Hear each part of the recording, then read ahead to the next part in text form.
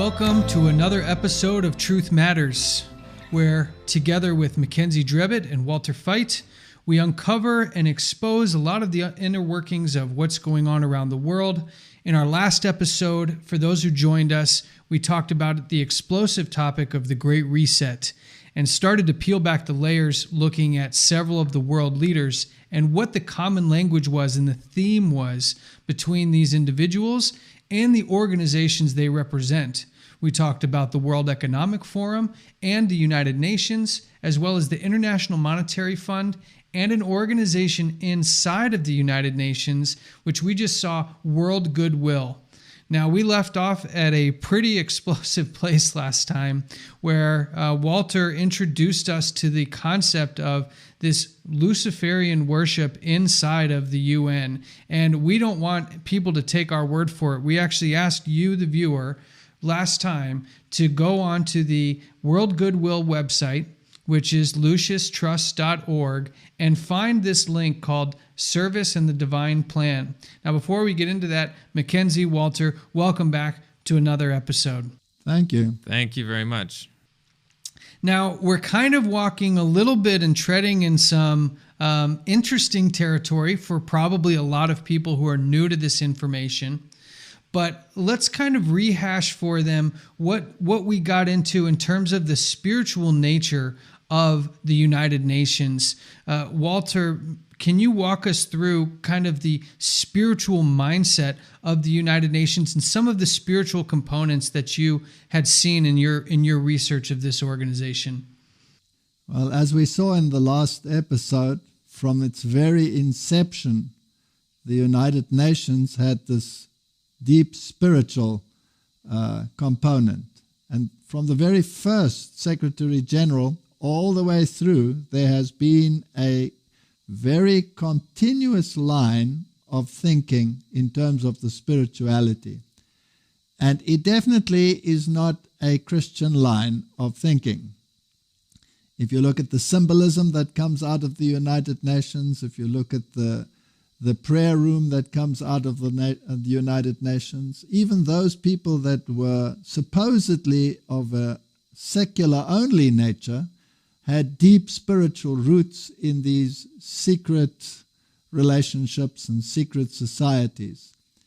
So the worship of this entity called Lucifer, changed to Lucis Trust later, is a thread that runs through the United Nations. Now, many, many years ago, I gave a lecture on the United Nations and the spiritual aspect of the United Nations. But that is not something that is just steeped in history. That is something that is alive and well and coming out in the buzzwords that are now emanating from the United Nations. We cannot leave this thread untouched. And if you go to the organizations like Goodwill and Temple of Understanding, all of them have a very common theme, and they're based on spiritualism and not on Scripture. Yeah, and I'd like people to go watch Walter's previous lecture. It's called The UN Occult Agenda. If you haven't seen it, or his other videos from Total Onslaught, a series that has changed many, many lives. But I want to go back to where we left off. We asked people to go to this World Goodwill website. We talked a little bit about Alice A. Bailey, but I want to continue where we left off there and go in a little bit deeper, because this is, as Walter said, an issue that's happening right now. This site tells us, luciustrust.org, tells us exactly what their goal is inside of the UN. And we see a couple of different issues we'll put up on the screen here that are brought up on this website.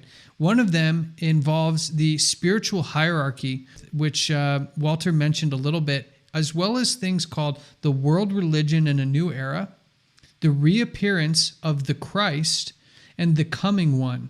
Now, I want to focus a little bit on these last two, because what is a political organization like the UN doing with a group inside of it that is sanctioned by the UN itself as a non-governmental organization, doing to educate the world for a new age, which involves a world religion, a spiritual hierarchy. And what the real point here that I want to focus on is this reappearance or this coming Christ. Now, there will be a lot of people that hear that and say, well, that must be Jesus Christ. But Walter, in your research in the occult and your history of discovery in this topic, when they use the same name, do they always mean referring to the same figure? Absolutely not. There is a difference between Jesus Christ in their thinking and the Christ. In their spiritual thinking, Jesus Christ was actually overshadowed by the Christ.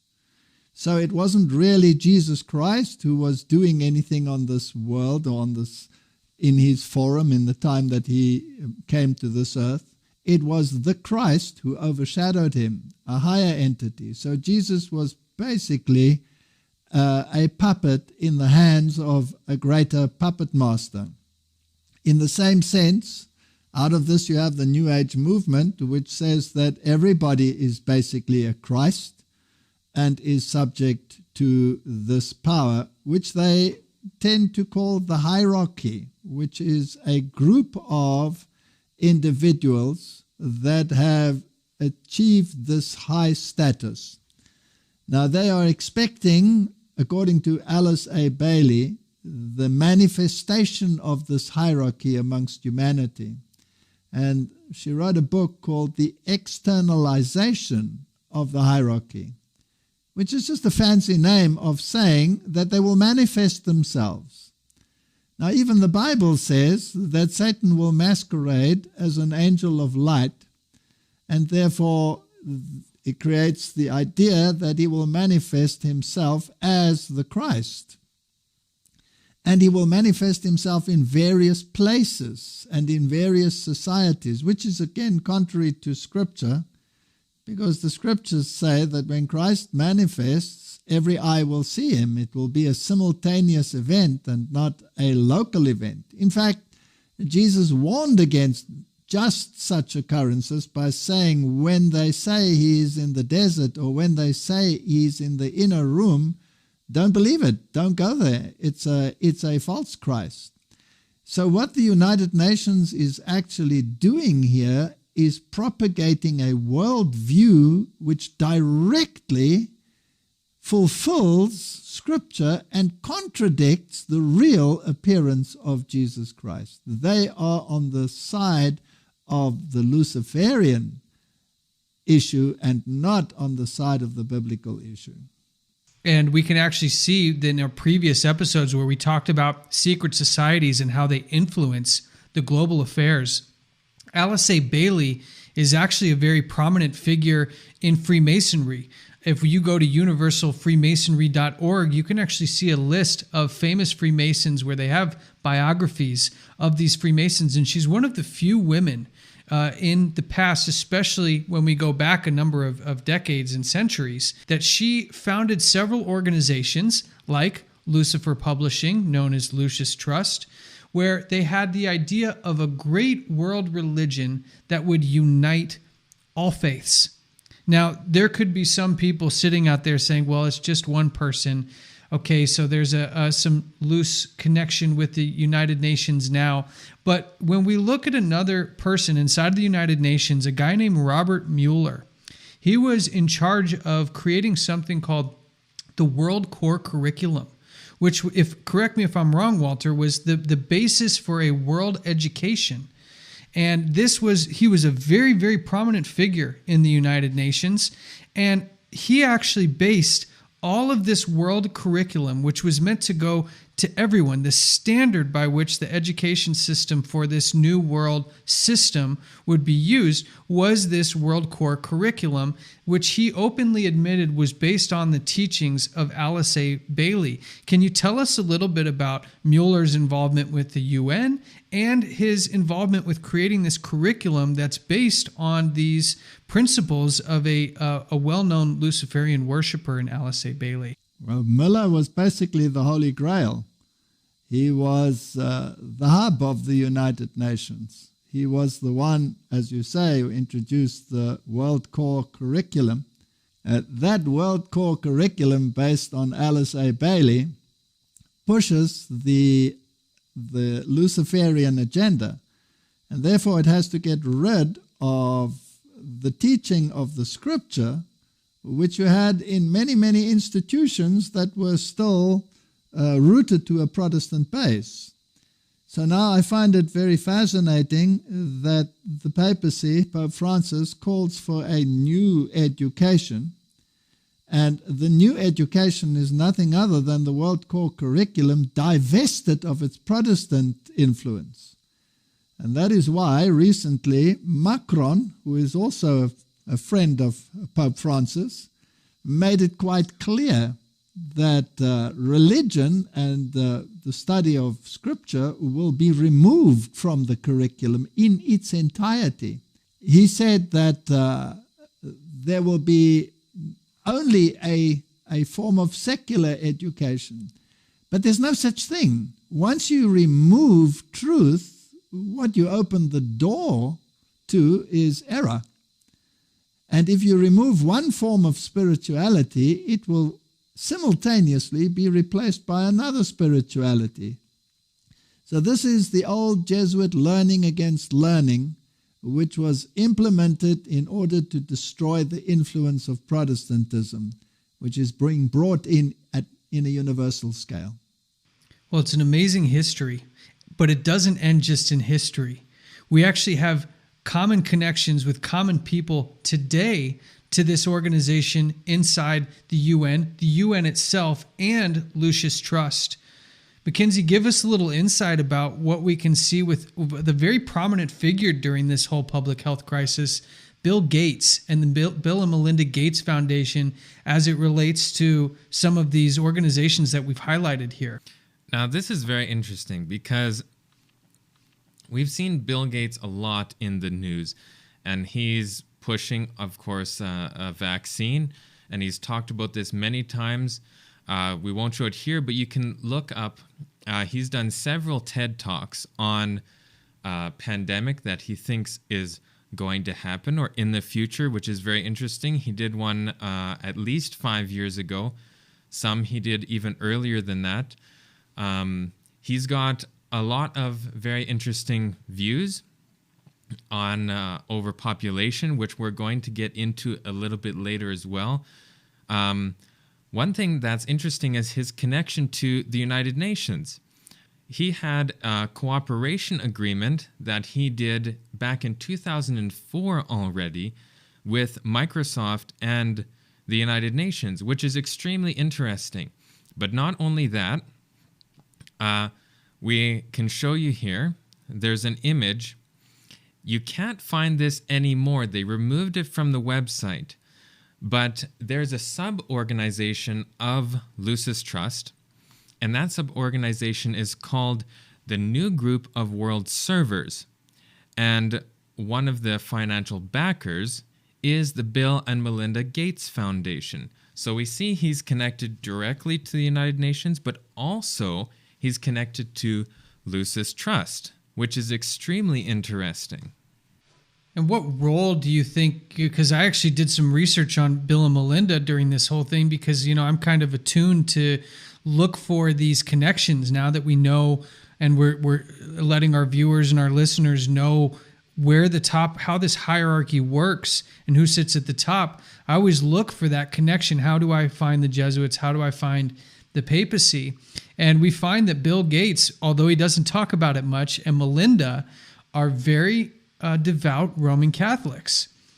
Melinda herself actually considers herself to be an expert on Roman Catholic doctrine, including the social doctrine of common good and a number of other very impactful social doctrines. And when you have people like this with this kind of wealth, and we see that their relationship with their faith in this instance brings out a lot of social activity, social justice. How do we see that the status as a billionaire and the ability to make moves across the world and work with organizations like the UN and make connections with the World Health Organization, and we see their relationships with Lucis Trust? How do the power players, the billionaires of the world, people like Bill and Melinda Gates, Walter, affect how these plans from the papacy and from the UN roll out on a practical scale? Now, you have a number of billionaires in the world today, not only the Gateses, but there are others. Donald Trump is one of them, and you have Soros, he's another. And all of these billionaires are all involved at this United Nations level. And they're all in this great reset. Now, the ability to become rich in terms of the magnitude in which these people are called rich is not something that happens to everyone. And it's fascinating that they all have the connections. So in other words, they're supposed to be where they're supposed to be because they act as front organizations. The world is on the brink of a great scientific achievement. A COVID-19 vaccine will likely be ready by early next year. In fact, we'll probably have more than one vaccine ready. These vaccines will allow us to save millions of lives. They'll also have another enormous benefit. They'll allow us to develop a plan for the world to globally eliminate COVID-19. To achieve this goal of global elimination, we need three things: the capacity to produce billions of vaccines, the funding to pay for them, and the systems to deliver them everywhere. A vaccine can make COVID-19 a preventable disease, and no one should die of a preventable disease simply because the country they live in can't afford the vaccine. But you don't even have to care about the equity view to see the problem with the rich country only scenario. The only way to eliminate the threat of this disease somewhere is to eliminate it everywhere. The solution is not shaming the rich countries that are doing the natural thing of wanting to protect their people. The solution is to vastly increase the manufacturing capacity so we can cover everyone as soon as possible. It's been amazing to see these private companies agreeing to expand drug-making capacity by using each other's factories. We have a number of agreements like this, but we need even more, especially for the vaccine. That's why I'm thrilled today to announce a new joint agreement signed this morning by 16 pharmaceutical companies and the Gates Foundation. In this agreement, the companies commit to, among other things, scaling up manufacturing at an unprecedented speed and making sure that approved vaccines reach broad distribution as early as possible.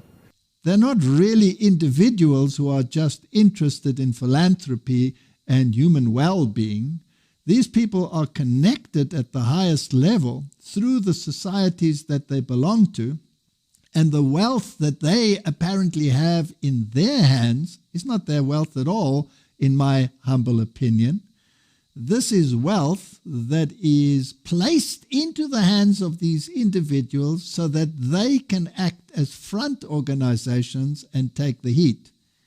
Now, if you take Bill Gates, is he taking a lot of heat from the anti-vaxxers?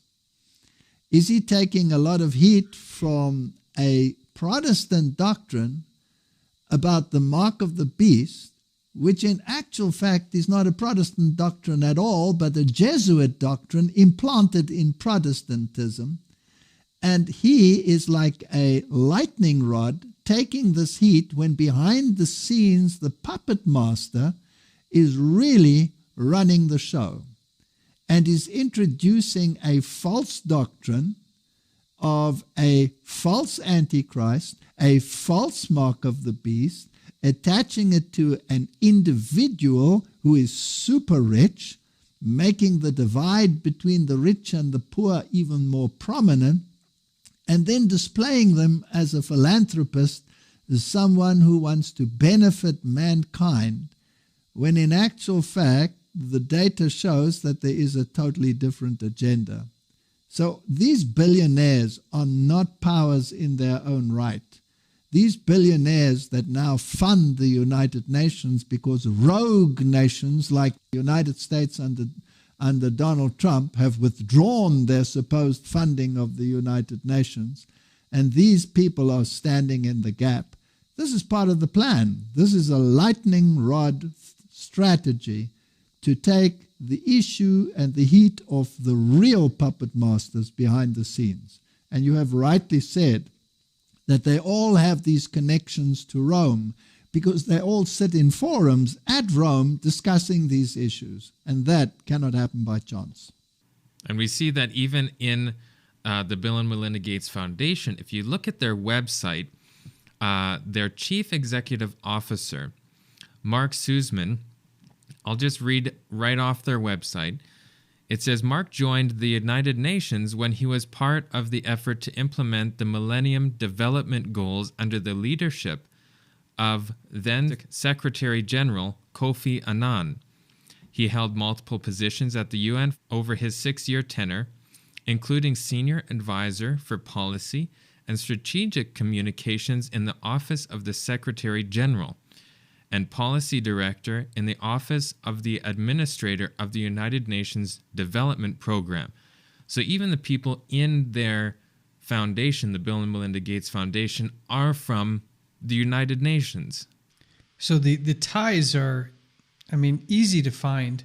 We're not speculating. We're not offering conjecture. We're trying to give others a real traceable line of information where they can understand how these components fit together. But there's a component that we haven't really brought to the surface yet that I'd like to do now, because we've looked at the spiritual component, we've looked at the financial component, we've looked at the political or civil component, but there's a group that there may not be a lot of awareness about that I'd like to draw some attention to that really locks down the social components of this whole thing. And this is an organization called the Club of Rome. And, there's an interesting thing behind something known as think tanks. You've got them all over the world. And this is one of the oldest and most ingrained and most prestigious. Mackenzie, give us a little insight on the Club of Rome as it relates to some of the stuff that we're talking about here. So the Club of Rome is a very interesting group of people. If we read straight from the website, you can just look this on their website on the About section. It has many former heads of state, prestigious scientists. It's a very big organization. It was started in Rome. That's why it's called the Club of Rome. And basically, they're a think tank for sort of the social outcome and social aspects of the world. So you have, for an example, you have the Bilderberg Group, which is the financial guys. Then you have the Club of Rome, which is the social society aspect, sort of same aspect of that. There's some very, very interesting quotes in a book that we actually have right here. So we have a copy of this book. It's called 2052. So we actually have it, so we're referencing it. There's a lot of very, very scary but interesting information in this book. This is not their first work. Their first work was known as Limits to Growth. And I'd actually like to play, before we read some quotes from them, I'd like to play a video referring to this group and their first basically research paper called Limits to Growth.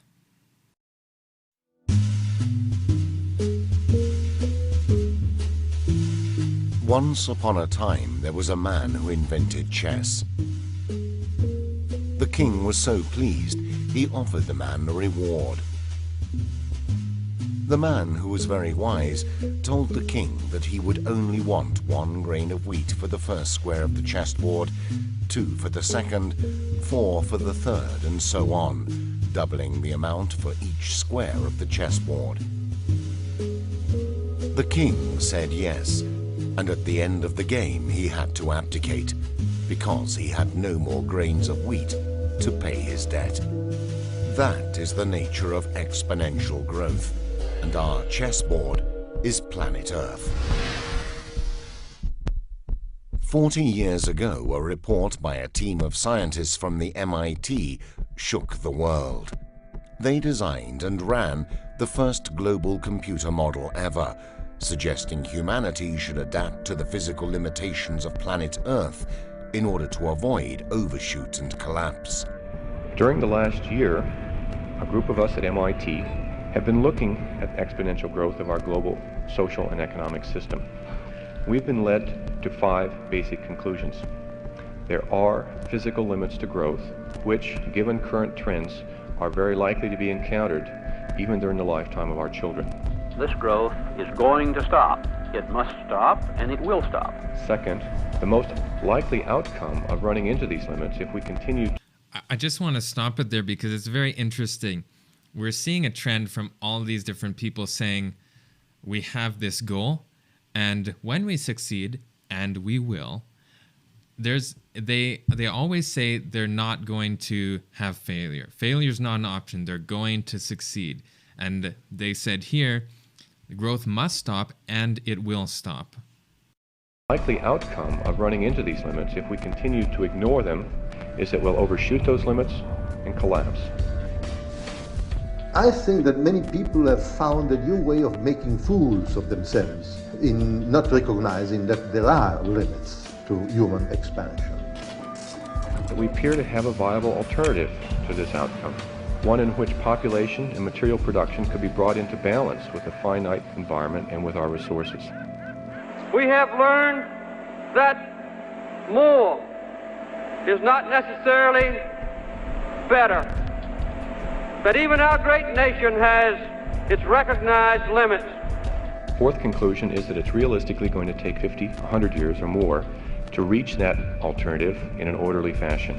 We believed then and now there are no limits to growth and human progress when men and women are free to follow their dreams. And finally, every year we delay decreases our ultimate options. Their report was published in a book entitled The Limits to Growth, which turned out to be the most controversial environmentalist bestseller of all time. There can be no doubt what one subject has aroused most controversy among scientists during the past 12 months. I mean, of course, the prospect of doom for mankind because of pollution, overpopulation, overuse of resources. Well, I think that the conclusions of this study are completely wrong. If you check what happens if you vary all your assumptions together, then I understand from the Science Policy Research Unit at Sussex, who have actually been checking your model, the catastrophe disappears altogether. That's interesting. I spent all last Friday down with the Science Policy Research Institute, and they didn't indicate that. Well, you know, this is developing debate who spoke to them last. I spoke to them this morning. After having spent 40 years fighting for their message, the authors gathered where the Limits to Growth saga began. Which options do they think we have today? 40 years ago, it was still theoretically possible to slow things down and come to an equilibrium. Now that's no longer possible. We are coming into a period of uncontrolled decline. We need now to start focusing specifically on the issue of resilience. If we go through this period of decline without foreknowledge, without preparation, I fear that it will strip away many of our fundamental values. The need is for early and strong action to avoid the problems that are already here and that will get worse in the future. The horrible fact is that democracy and capitalism will not solve those problems. We do need a fundamental paradigm shift in the area of governance. So it's the national and international governance thing, which is what one ought to be debating when one is looking ahead. Personally, I'm an optimist. Personally, I believe in the brilliance of human beings. the past 40 years makes you doubt it a little, but I do believe humans are brilliant. I don't consider myself any better than any other human being, but I have lived for 20 years with these global models. And I can see, I instinctively understand the global results of personal actions that I take. And I know what kind of world I want to live in. I don't want to live in a collapsing world. I don't want to live in a world, as Jürgen says, it's getting grayer and grayer. And it costs more and more and more to maintain even a decent standard of living. I want to live in a sustainable world where there is no poverty, no hunger, and no erosion of the Earth's resources. According to the Limits to Growth authors, the environmental and economic crisis we are going through are part of the same global crisis. They don't hold the truth, and they have different... So this clip was from a documentary called Last Call, basically promoting the Club of Rome and sort of this limits to growth idea. Now, if you notice, there was a person, Jürgen Randers, who was commenting, and he said that capitalism cannot fix this. So we see their attack on capitalism again, and that's the person who wrote this book, 2052, which it's a forecast for the next 40 years up until the year 2052. So if we read a couple quotes from the Club of Rome, and this is from the Club of Rome's website, our goal is to actively advocate for paradigm and systems shifts, which will enable society to emerge from our current crisis by promoting a new way of being human within a more resilient biosphere. Recently, the Club of Rome has prioritized 5 key areas of impact: climate, planetary emergency, reclaiming and reframing economics, rethinking finance, emerging new civilizations, and youth leadership. Now, some of the quotes from this very interesting book, 2052. It will be difficult to correct this market failure, namely to organize a decline in senior executive pay. This will require a collective behavior from a group who is not used to organizing, namely owners. So basically his point here is that executive pay, which is higher than the employee's pay, needs to come back down and be level with everybody else, which obviously is going to discourage people from being owners of business because they'll have more responsibility, but they're not going to get any benefits. Another part from page 169, I would be very surprised if this tension is not relieved through some form of forced redistribution. So now here we're getting into this concept of redistribution of wealth. So one question that is posed in the book, this is on page 239, and it says, will I be poorer in this new system? And his answer is, some of us will, others will not. In order to give a clear answer, the question must be asked more precisely. The question must be, will I be poorer compared to X? And you must decide whether X should be A today, B, what you would have been if humanity rose to the occasion and ran a rational world, or C, relative to your peers. Yours is the wrong question. You should not ask, will I be poorer? You should rather ask, will I be more satisfied? Whether you are satisfied with life is more important for you than whether you are somewhat richer or poorer. It is the sum total of all aspects of life that determine your well-being both now and in the future. So when you privately assess the implications for yourself of my global forecast, try to judge what it will mean for your well-being, not only what it will mean for your income. So, Walter, what are some thoughts that you have on those statements there? They are absolutely in line with what the World Economic Forum has said that one of its objectives is nobody owns anything. Everybody is on the same page in terms of income. In other words, one universal income for all that eradicates the poverty of the poor and gets rid of the wealth of the rich. That's one of the aims that they have. They're not only interested, as you see, in a redistribution of wealth, they are interested in the environment. And if you do a little bit of research on the environmental issue, you will see that even Greta Thunberg, who is part of the youth strategy that they're mentioning there, through her parents has links to the Club of Rome.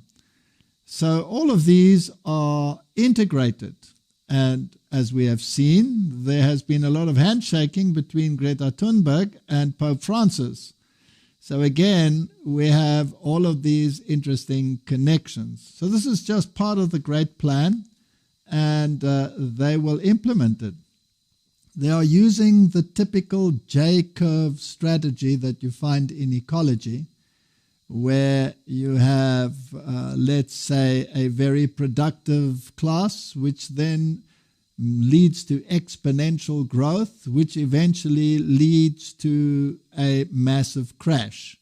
And then you have cycles of massive growth and massive crash, which is called a J-curve. And they are applying the J-curve to humanity and saying that this is what is happening to humanity, whereas you need equilibrium. And the only way to introduce equilibrium is, number one, to control reproduction, and number two, to make sure that the resources are not being outstripped. So that is what they call in their buzzword sustainable development. And then you will be on this constant curve. You won't own anything. You won't overexploit. You won't underexploit. The graph cannot have spikes and drops. You'll stay at the same level. And that's basically how the Middle Ages ran. Now, the question they have to ask themselves, if you do that, what happens to human initiative? What happens to human incentive? Basically, it's in the trash can. And we have to ask ourselves whether the capacity of humanity was designed for constancy, or was it designed for eternal growth? If you answer that question, you will find that there's a very deep philosophical aspect, no, even a religious aspect to this question. Who wants to have a status quo of constant staying in very well-defined parameters, in other words, a form of slavery, where you are just a cog in sustaining the environment and the spiritual realm of the world, or one in which you can excel and reach your human potential? That's what you have to decide. Which side of this debate do you want to be on? Mm-hmm. And I'll read one more quote, actually, from the book here, which is very interesting because in the previous quote, he says, you should be interested in whether you will be satisfied. Now, to you and me, that may be slightly different than what they're implying. So let's see what they say here on page 332. This is a point on what should we do. He says, do not teach your children to love the wilderness. So when you see your children sitting in front of the computer and think that they should rather be by the campfire in the great outdoors, you should constrain your temptation to interfere. By teaching your children to love the loneliness of the untouched wilderness, you are teaching her. It's very interesting that they always use the term her when referring to your children, to love that will be increasingly difficult to find, and you will be increasing the chance of her being unhappy. So how do we be satisfied? Well, by not teaching our children to love what we would not have them to. Now, further down on that same section in the book, it says, such transfer of values is beneficial in the sense that it teaches the children to enjoy the environment in which they live, but only if society evolves gradually. If society or its surroundings change too fast, the advice of the elderly becomes irrelevant, and in unlucky circumstances, the careful inoculation of past values may be incurable unhappiness. So at the bottom of the page, it says, much better then to rear a new generation that will find peace, calm, and satisfaction in the bustling life of a mega city, and with never-ending music piped into their ears. That doesn't sound peaceful at all, being in a bustling city with music constantly piped into your ears. But I think what we see is that there's this use of getting these ideologies infused into cultures. This concept of think tanks like the Club of Rome, the Brookings Institute, the Royal Society. These are organizations that, I'd like to get your guys' opinion. Is the purpose of these think tanks to start to come up with academic ways of infusing these ideologies into the culture?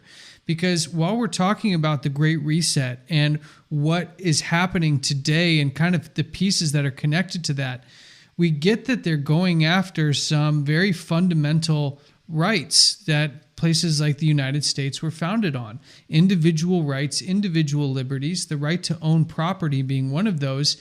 And you can actually find in the documents of Catholic social teaching all the way back to the 15th, 16th century, the concept that the right to own individual property is only as good as it is subject to the common good.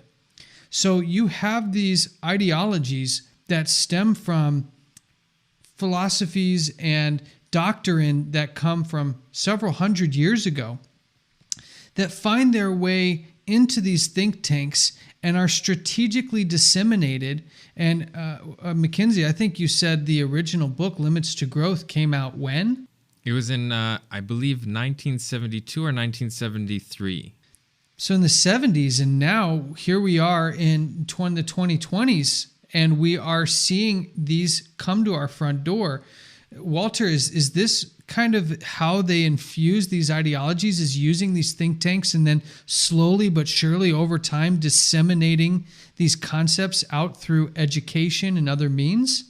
Well, I've been in the education world most of my life, as you know, and the great shift in education in my sphere came in the year 2000. Something was introduced which was called Curriculum 2000. And the entire emphasis of teaching at universities changed from the old school thinking, which was based on free thinking, individual growth capacity, unlimited, sort of the American dream philosophy, down to a more socialistic way of thinking. And in the universities where I operated, there was almost like a coup, where the old system in a very, very short time was totally dismantled and replaced with a socialistic type of teaching, which had very heavy Marxist overtones, which then were gradually shifted to a more compromised level, so that you have the kind of education that you have in the world today. So there's been a lot of preparation in bringing in these new thoughts and striving for this so-called equity, which cuts off the head and cuts off the tail. Now, this is something that doesn't only happen on the individual level, it also happens on the national level. And this is what wars were all about. You cannot have a nation which outstrips the nations around it. They all have to be on the same level. And if you take the turmoils in Europe, where one nation tries to have the supremacy, and you have eventually the great Napoleonic Wars, where one nation tries to impose its will, and then eventually you have the rise of Nazi Germany, where the nation with great economic power has to be curtailed and brought down philosophically to the level of the others. And that morphs eventually into a united Europe where everybody just has a voice. But some have to finance the voice more than others. So that has to be stripped down until there is equity on that level. So it happens on the national level, and now they're introducing it on the individual level. So there will be many, many people that will feel curtailed, that will feel suppressed, and there will be millions upon millions, because that's the bulk of humanity, the poor, that will feel elevated. And just the law of the masses will implement the system because they have the numbers on their side. It's such an interesting concept, because if that's the case, then we can kind of look at the things that are being said now and watch how they roll out in our future. In this book, 2052, it's basically giving us a roadmap towards less and less of what those who live in what would be considered wealthier nations have become accustomed to, a certain standard of living that is going to be demonized and piece by piece dismantled. And there may be some people who think, well, these are mostly theoretical and very little practical. But there's actually a document called the Vancouver Declaration of Human Settlements that brings this kind of to the forefront and makes it a very practical application rather than just a think tank or a theological, ideological position. Mackenzie, you brought this document in. What does this Vancouver Declaration on Human Settlements say as it relates to, let's say, something as fundamental as owning private property? So this Vancouver Declaration, if we go back a little bit to earlier in the conversation, we've seen that there was this Agenda 2030, even into the previous episode. It originally, and we've seen this in the clip from George Bush Sr., Agenda 21. So Agenda 21 was held in Rio, and it was called the Rio Summit. And they brought forth this this paper called Agenda 21. And this was basically a climate act and how they would develop that into society, into this new order. So that's what Bush is referencing there when he said this new world order that the United Nations wants to bring in. That got adjusted, more like renamed, into the 2030 agenda. Now, there has to be a local application of all of these different things. And so you're probably wondering, if you're Canadian, is this actually something that's coming down the pipeline? So in this Vancouver Declaration, we'll bring up the quote here. It's talking about land and land ownership. So this is under the section D, called Land, Agenda Item 10. So listen carefully to the wording here. Land, because of its unique nature and the crucial role it plays in human settlements, cannot be treated as an ordinary asset. So this is not an ordinary asset, not something that you can just buy and own. Controlled by individuals and subject to the pressures and inefficiencies of the market. Private land ownership is also a principal instrument of accumulation and concentration of wealth, and therefore contributes to social injustice if unchecked. It may become a major obstacle in the planning and implementation of development schemes, social justice, urban renewal and development, the provision of decent dwellings. Remember, we need to be satisfied with these decent dwellings and healthy conditions for the people can only be achieved if land is used in the interest of society as a whole. So they're saying that you can't have ownership individually of land because that is making the problem worse of inequality.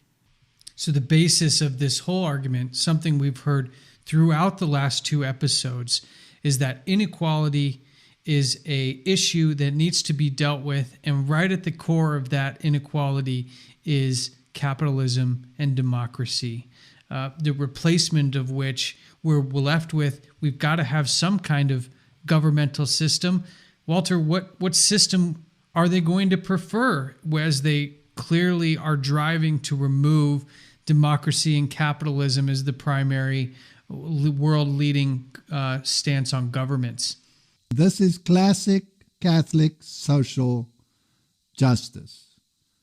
This is Fratelli Tutti at its best. This is exactly where they're heading. Now, this thing is not something that has started recently. It has to be universal, right? And because it has to be universal, it must cross borders. Now, many years ago, they started what was called trans-border national parks. That was the first step, breaking down the fences and the barriers between nations and extending the national parks across borders so that more than one country is involved in maintaining that piece of natural environment. Now, the idea that these people have is to actually herd people into new mega cities which become centers of control, and to extend these national areas without the impact of human population for the sake of the environment. And this is where the environmental agenda comes in. And the eventual goal of the environmental agenda is not just expansion of natural areas and national parks. It is the disinheriting of those that now occupy that space and to herd them into these cities. Now, don't you find it fascinating that in the world there are mega cities that have been created that are virtually unoccupied? And if you go to China, for example, surely they haven't built these for no reason at all. There must be some agenda. And seeing that these are fully operational, I don't think they want to use them in a millennium or a century from now. This is something that is very imminent. And even in the Western world, they've created these cities of control where the rules are applied in a far more stringent way. And if you look in the web pages where these cities are, they're scattered through the country.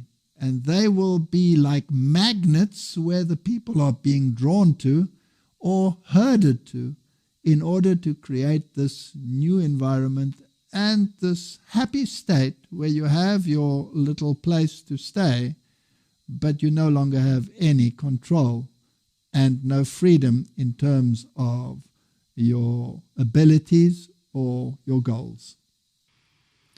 And generally, those conditions will come with strings attached. They'll give you your income, they'll give you your dwelling, they'll give you possible employment in a position that they deem suitable for the common good. But what happens when an individual continues in a liberty of conscience, the ability to think for themselves, the ability to choose? What would happen to an individual if we start to kind of forecast, looking down the road a little bit? We see, the elimination of a lot of these private property, civil liberties, individual rights-based thing for replacement of the community. What then happens to the individual that stands out within the community common good structure, would you say? He has to go to a re-education camp, which you could rephrase concentration camp if you want. And we can talk about these issues and people will say conspiracy. But just have a look at how many of these camps have been erected, and not because of COVID-19, as they are claiming. These institutions have existed for a long time. There has been a preparation behind the scenes with regard to these things that is unprecedented in human history. And every continent has them, and they also were not constructed just to be monuments. They were constructed in order to be used.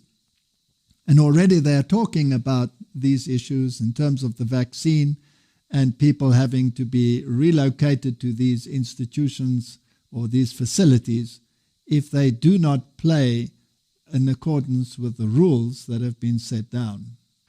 Well, there's no better example of that, no conspiracy needed, but to go look back at the last 2 years and what has happened in mainland China to the Uyghur Muslim populations. These groups of people have been placed in exactly what you've said, Walter, re-education camps. There are people that have been placed with their loved ones. Mainly the men are removed from the household, and a state governed individual will stay with the wife of the man that is gone to ensure that she is properly being re-educated in the meantime while the husband is being put through a forced labor camp. They have a social credit system that will determine the individual's ability to move within the culture. These are dystopian sounding, but are actually already in effect in one of the world's largest and most populated economies in the world, and some might argue the main emerging world leader in many areas in terms of global status, including making pacts with other countries outside of the United States, with Russia and India and other individual nations, to really supplant in an attempt to supplant the United States as a global power. But I think it would be short-sighted possibly for individuals to write these things off as impossible when there are very real examples of these things happening in the world right now. And there will be some who will say, well, that's in China. That could never extend to the rest of the world. Let's say the first world nations, the UK, the United States, Canada, France, Germany. But I'll say, you guys, what has COVID-19 done but brought many of these tactics that have been used in China? Everything from face masks to restrictions on movements to monitoring of movements and communications and contact tracing. Wouldn't you say these are very similar to what China has used and been lauded for in the past? Absolutely. They just needed the right circumstance in order to implement that which they were decrying in the past. So everybody is suddenly on the same page, whether you live in the East or whether you're living in the West. This is very orchestrated. This is not chance. You know, it's interesting. You talk about them needing the right circumstance, and continually over the last 2 episodes, we've seen time and time again that these individuals that run these organizations have seen this public health crisis as a great opportunity. And they're not really that afraid to show that they think this is an opportunity to create drastic and rapid changes to once normal and stable societies.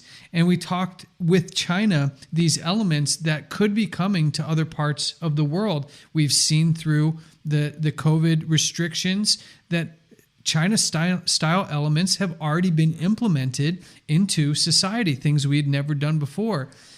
To that end, we've had something here in Canada that takes that re-education aspect, these camps that you were talking about, to another level. Because you're right, Walter, people are going to say that we're, going off the track, going off the rails here a little bit, but that's just not the case. Recently, we have seen on Canada's own government websites some indication that this is a real issue, that isolation camps related to the public health crisis are going to be a real thing. And I want to play for our listeners and on our viewers a clip from inside of the Canadian government, their parliament structure, where they are debating this very issue on the floor.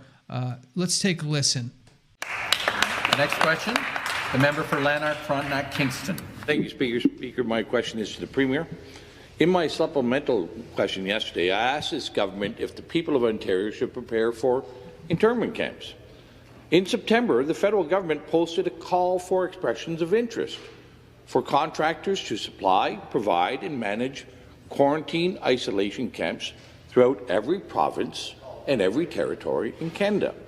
These quarantine isolation camps, however, are not limited to people with COVID, but provide a wide latitude for many people to be detained. Surely this government is aware of the intentions to build these isolation camps from coast to coast. And my question to the Premier is, how many of these camps will be built, and how many people does this government expect to detain? Question. Government House Leader. Thank you, Mr. Speaker. It is very true that when people leave the country and when they come back in, that the province is suggesting, and the federal government, in cooperation with the federal government, we are suggesting that people isolate themselves. That has been a practice that has been very successful, not only here in the province of Ontario, but across Canada. And we will, of course, be redoubling our efforts to make sure that the people of the province of Ontario remain safe, Mr. Speaker. So if the member is referring to the fact that that one of the public health policies is that when you return from a jurisdiction outside of the province of Ontario or from another country, that you isolate yourself for 2 weeks, I would suggest that has been a good policy that has been working. In fact, this House has been doing the same thing since we came back. We are working in cohorts to make sure that the Legislative Assembly can continue to operate. That's why we have 2 separate cohorts, Mr. Speaker. Response. And with the cooperation of the official opposition, that is why all members of the Independents have been excluded from that cohort, because we want them to be able to participate in debate. So we will continue to do everything in our power to make sure that this House continues, but that the people of the province of Ontario and Canada are kept safe. Supplementary question. Again, back to the Premier. Here's the RFP, and in the RFP it uses clear language to express that these camps can be used for a broad spectrum of people, not limited to travellers. Indeed, it doesn't even mention international travellers. It's just a broad latitude of people. And I'll send over the copy of the RFP after. So your government must be in negotiations and aware of these plans to potentially detain and isolate citizens and residents of our country and our province. So, Speaker, to the Premier, where will these camps be built? How many people will be detained? And for what reasons? Question. For what reasons can people be kept in these isolation camps? And I'd like to have the Premier assure the people of Ontario. That's it, guys. That's the back and forth. You have a concerned member of Parliament requesting information, and we want to bring to the forefront here, for those who are listening, make sure to come over to our YouTube page to get a link and more information on what this gentleman was talking about.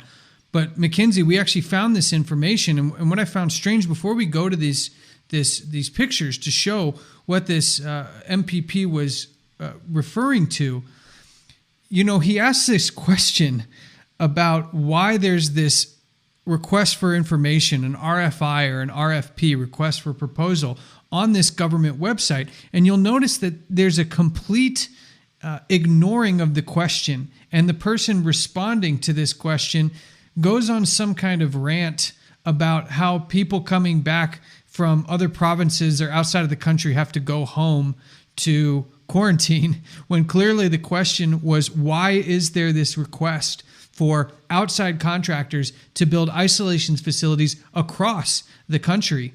And not only was that question addressed, it was completely sidestepped. When there was additional information added and additional information requested, they simply cut the microphone and there was no reply given. So let's go take a look at what you found when you researched this issue. So this was very interesting because all you had to do was go to buyandsell.gc.ca. So it's on the government website. And this is about isolation sites. Now, an interesting thing is you can't see this anymore. It's taken down off the website. But luckily we were able to get some screenshots, and so we can go over some of the details. So, in some of the details here, if we read part of the, right in the middle, it says the Government of Canada is considering engaging a third-party service provider for federal quarantine isolation sites that will be used to house and care for people for public health and other related federal requirements associated with the COVID-19 pandemic response.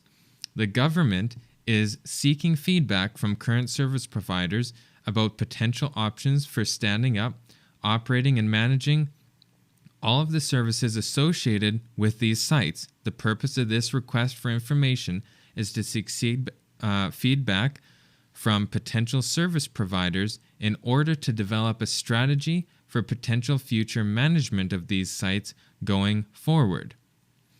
So, in this write-up here, it says that it's not limited to people just for isolating for COVID. It is for anyone or other purposes. So this is something that's very real. We won't read the whole thing right now, but it's very real in Canada. It was on the government website, so it can't be denied as conjecture or as something that's just being made up. It is actually something that was on the books. Yeah, and the language that concerns me, and Walter, I'd love to get your feedback as somebody who's seen a lot of different documents coming from a lot of different places, including inside governments. When we see kind of these broad sweeping measures and very broad language, you know, I was in contracts for a long time, and I notice when I see for public health and other related federal requirements, well, boy, that could include a whole host of things, basically anything that the federal government requires for this COVID-19 pandemic response could then be attached to the use of these isolation facilities. Am I looking at this correctly? Re-education, that's what it's about. You either conform to the new reality or what they have just reset. So a new reality, or you are isolated. They will use incentives. Many people, they have claimed that they will pay their debts if they conform to this new directive. And then they won't own anything, but they will be happy. After all, they will be debt-free and they will conform. Now, I find it interesting that they're talking about building these things, when in actual fact, a little search of history will tell you that they're all built already. Well, that should be a comforting fact for everyone at this stage in the game, where literally on a weekly basis, life seems to be changing, and for most, not for the better. But this takes us to the end of our episode here. We are hopeful that you, the listener, the viewer, have had a chance to learn something as it relates to the Great Reset, have a chance to understand who's behind it and why, to see the spiritual component that is very real operating behind the scenes and infused into these organizations, and understanding the social mechanisms that are going into what's happening and why with this Great Reset, as well as what could be coming to our front doors very soon. Now, as always, we do this to inform and to educate, not to incite any fear or panic. In fact, soon we'll be looking at some of the things that you and your family can do to prepare and to have hope for something better coming in the future. Walter, Mackenzie, we appreciate your deep dive into these very important topics. Thank you, guys. Thank you. Thank you. Make sure you join us. Soon we're going to be looking at the next phase of this plan, which includes something called the economy of Francesco and other things around these issues. So thank you for joining us. We'll see you next time.